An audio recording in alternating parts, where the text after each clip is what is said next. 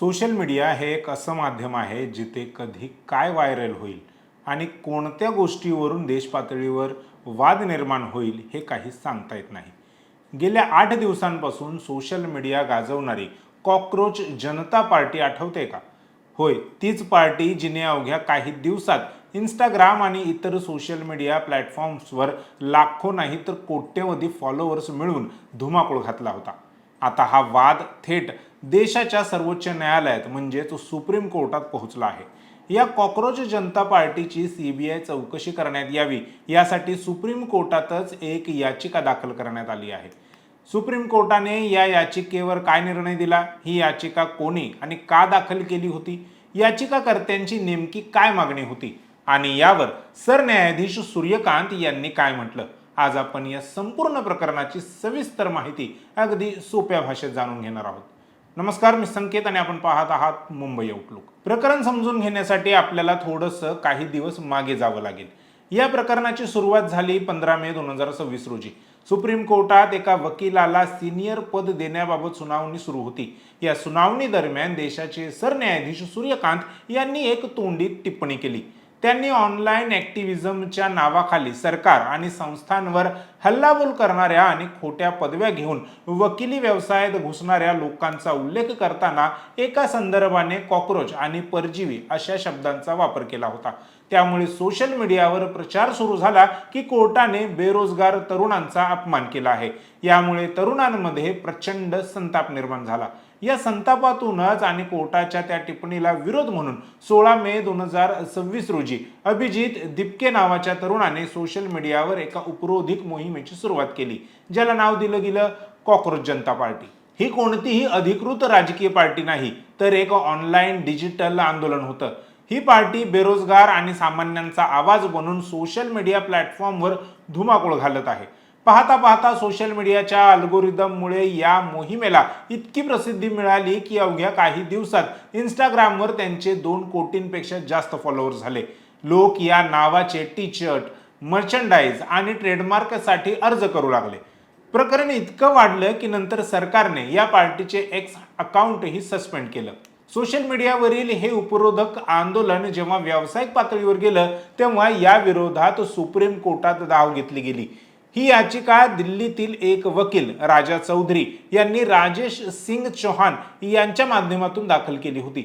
याचिकाकर्त्यांचे म्हणणे होते की ही केवळ एक लोकशाहीतील भाषण स्वातंत्र्य किंवा न्यायालयीन टिप्पणीवरील टीका राहिलेली नाही, तर कोर्टातील तोंडी संभाषणाचा आणि टिप्पणीचा चुकीचा तोडून मोडून संदर्भ घेतला गेला आणि त्याचा व्यावसायिक फायदा उठवला जात आहे।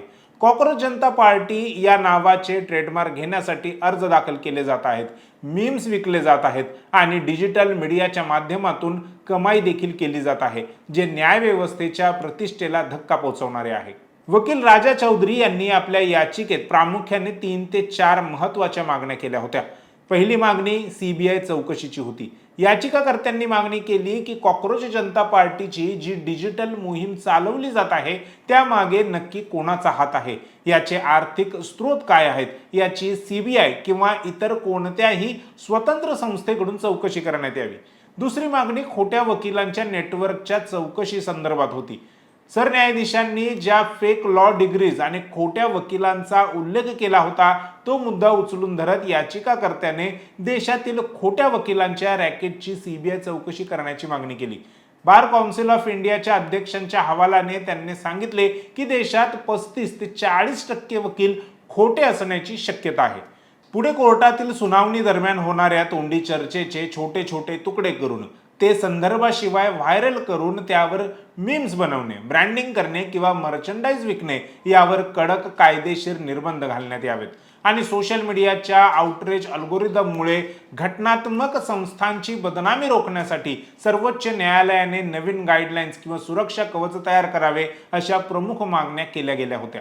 आज 25 मे रोजी सरन्यायाधीश सूर्यकांत आणि न्यायमूर्ती जॉय माल्य बागची यांच्या खंडपीठासमोर या प्रकरणाची तातडीने सुनावणी घेण्याची विनंती करण्यात आली। दुसऱ्या बाजूने ॲडव्होकेट NK गोस्वामी यांनीही एक याचिका मांडली, ज्यात सरन्यायाधीशांच्या स्पष्टीकरणानंतरही न्यायव्यवस्थेला बदनाम करणारा नेरेटिव्ह जाणीवपूर्वक चालवला जात असल्याचे सांगितले। यावर सरन्यायाधीश सूर्यकांत यांनी अतिशय शांतपणे परंतु स्पष्ट शब्दात याचिकाकर्त्यांना सुनावले। सरन्यायाधीश सूर्यकांत म्हणाले, या प्रकरणाला इतकं भावनिक किंवा सेंटिमेंटल बनवू नका। यामध्ये कोणतीही गंभीर किंवा तातडीची आणीबाणी नाही। ही याचिका योग्य वेळी आणि नेहमीच्या प्रक्रियेनुसार सुनावणीसाठी सूचीबद्ध केली जाईल। याचा अर्थ असा की सुप्रीम कोर्टाने या प्रकरणाची तातडीने सुनावणी घेण्यास पूर्णपणे नकार दिला आणि याचिकाकर्त्यांना अतिभावुक न होण्याचा सल्ला देखील दिला। तसेच सरन्यायाधीशांनी यापूर्वीच म्हणजे 16 मे रोजी स्पष्टीकरण दिलं होतं की त्यांची टिप्पणी सामान्य किंवा प्रामाणिक तरुण प्रोफेशनल्ससाठी नव्हती, तर खोट्या पदव्या घेऊन सिस्टमचा गैरफायदा घेणाऱ्या लोकांसाठी होती। त्यामुळे कोर्टाने या सोशल मीडिया वादाला जास्त महत्त्व न देता तातडीने हस्तक्षेप करण्यास नकार दिला। या संपूर्ण प्रकरणातून एक गोष्ट स्पष्ट होते की सोशल मीडियावरील कॉक्रोच जनता पार्टी हे आंदोलन जितक्या वेगाने प्रसिद्ध झालं तितक्याच वेगाने ते कायदेशीर कचाट्यात अडकवण्याचा प्रयत्न देखील झाला।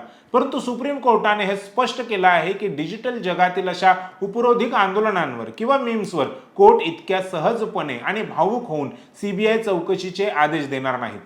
कोर्टासाठी सध्या न्यायालयाची नियमित कामे महत्त्वाची आहेत। कॉक्रोच जनता पार्टी सारख्या ऑनलाईन आंदोलनांची खरोखरच CBI कडून चौकशी व्हायला हवी होती का, की सुप्रीम कोर्टाने दिलेला निर्णय योग्य आहे, यावर आता देशभरात चर्चा सुरू झाली आहे।